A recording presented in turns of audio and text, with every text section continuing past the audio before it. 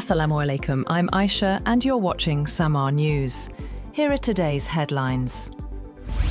At least 12 people have been killed and 27 injured in a suicide blast near Islamabad's district judicial complex. Interior Minister Mohsin Naqvi says the attacker detonated explosives near a police vehicle after failing to enter the court premises. Prime Minister Shehbaz Sharif has directed immediate medical assistance for the wounded. Police and rescue teams have cordoned off the area and launched an investigation.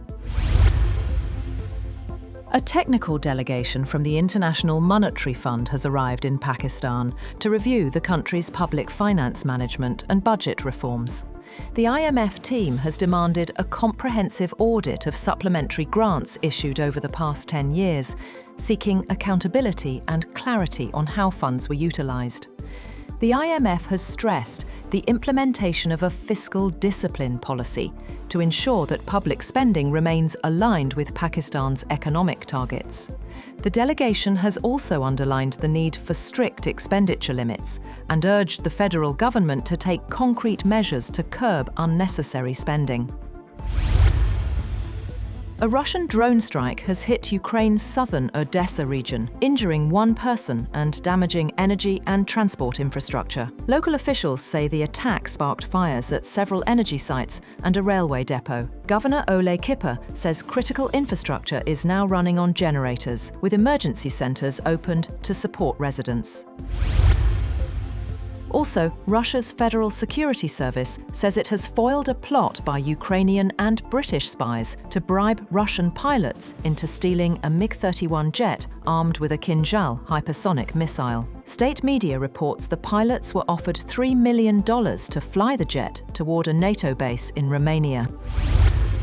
The US Senate has approved a compromise that will end the longest government shutdown in US history, breaking a weeks-long stalemate that has disrupted food benefits for millions, left hundreds of thousands of federal workers unpaid, and snarled air traffic. The 60-40 vote passed with the support of nearly all of the chamber's Republicans and 8 Democrats, who unsuccessfully sought to tie government funding to health subsidies that are due to expire at the end of the year. While the agreement sets up a December vote on those subsidies, which benefit 24 million Americans, it does not guarantee they will continue. US President Donald Trump has vowed to do everything he can to make Syria successful, after landmark talks with Syrian President Ahmed al-Sharaa, a former al-Qaeda commander who until recently was sanctioned by Washington as a foreign terrorist. Sharaa's visit capped a stunning year for the rebel-turned-ruler, who toppled longtime autocratic leader Bashar al-Assad and has since travelled the world, trying to depict himself as a moderate leader who wants to unify his war-ravaged nation and end its decades of international isolation. Indian police are probing a deadly car blast in the capital, Delhi, under a law used to fight terrorism, as forensic experts seek evidence to establish the cause of the first such blast in the city in more than a decade. The law is India's main anti-terrorism law. It is used to investigate and prosecute acts related to terrorism and activities that threaten the sovereignty and integrity of the country. The explosion near the historic Red Fort on Monday evening killed at least 8 people and injured 20.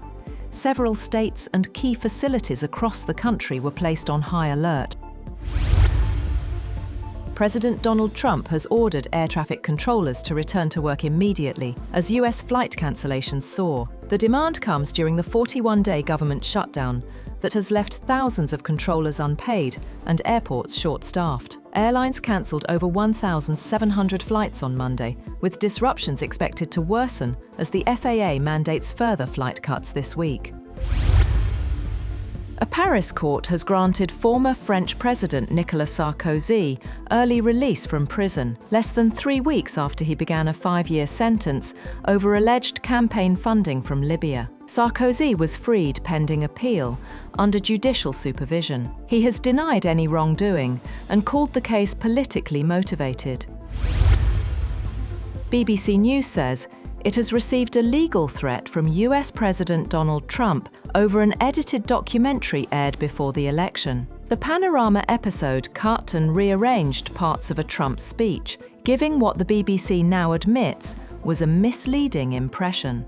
Earlier, BBC's Director General and Head of News resigned after mounting criticism of bias and editorial failings at the broadcaster, and prompted the broadcaster's chair, SAMAA Shah, to issue an apology. That's all for now. For more updates, visit www.sammaa.tv. Thank you for watching SAMAA News.